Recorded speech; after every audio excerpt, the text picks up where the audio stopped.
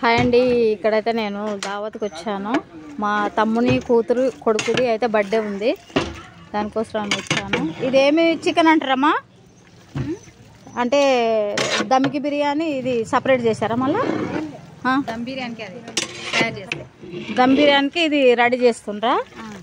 చూడండి, లేడీస్ ముగ్గురు కలిసి చేస్తుండ్రు. ఇంకొక ఆయన అయితే మాత్రం జెంట్స్ ఉండడు. పాపం చూడండి ఎంత కష్టపడుతుంది అసలు.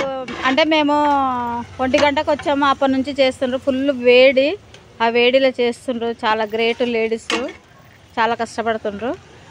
తర్వాత వచ్చి ఇదైతే ఆనియన్ అయితే ఇట్లా ఎందుకు రెడ్గా చేసుకున్నారంటే ఇది దమ్ బిర్యానీ మీద చల్లుతారు, చల్లితే ఇది చాలా టేస్ట్ వస్తుంది చేస్తుండ్రు. తర్వాత ఇదేంటి, ఇది రసం అండి. రసం కాదు, పప్పుచారు. ఇది పప్పు ఏందమ్మా ఇది? అచ్చా, ఇది బిర్యానీ కంట. బిర్యానీలో వేసుకొని తింటే ఇది టేస్ట్ ఉడక ఉంటుంది, బాగుంటుంది. ఇది సాంబార్ ఎక్కడ ఉందండి? ఇక్కడ సాంబార్ అండి. ఇది వచ్చి సాంబార్ అండి. ఇది చూడండి, ఇది వచ్చి వైట్ అండి. అంటే రైస్ కొంతమంది బిర్యానీ తినరు కదా, వాళ్ళ కోసం అని చేశారు.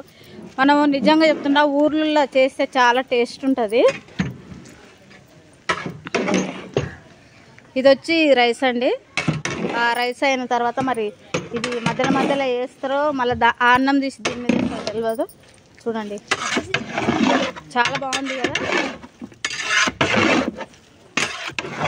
చూడండి, భయ్య మంచిగా కలుపుతున్నాడు. ఎంతైనా లేడీసే, జెంట్స్కు బలం బాగుంటుంది కాబట్టి మంచిగా కలుపుతున్నాడు. ఏం కోస్తున్నావమ్మా? ఇదేం కోస్తున్నావు? కొత్తిమీర దాని మీద చల్లడంట. ఓహో, అయిపోయిందా మరి? వంటలు మొత్తం అయిపోయినాయి, ఇంకా టైం పడుతుందా? పాపం వీళ్ళైతే లేడీస్ అండి, చాలా కష్టపడి చేస్తుండ్రు. నేనైతే వచ్చిన నుంచి చూస్తున్నా, పాపం చెమటలు కారుతున్నాయి. భయ్య మాత్రం ఇది చేస్తున్నాడు. థమ్స్అప్ కావాలన్నా భయ్య? తెప్పిస్తా. సరే ఓకే. పాపం వీళ్ళైతే థమ్స్అప్ అడిగినరండి, నేనైతే థమ్స్అప్ తెప్పించి వీళ్ళకైతే పోస్తా. మళ్ళీ అదొక వీడియో అయితే పెడతా.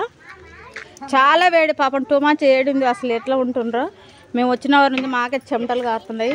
సరే ఓకే, వీళ్ళకి థమ్స్అప్ అంట తెస్తాను, నేను తెచ్చిపోస్తా. బాయ్ అందరికీ.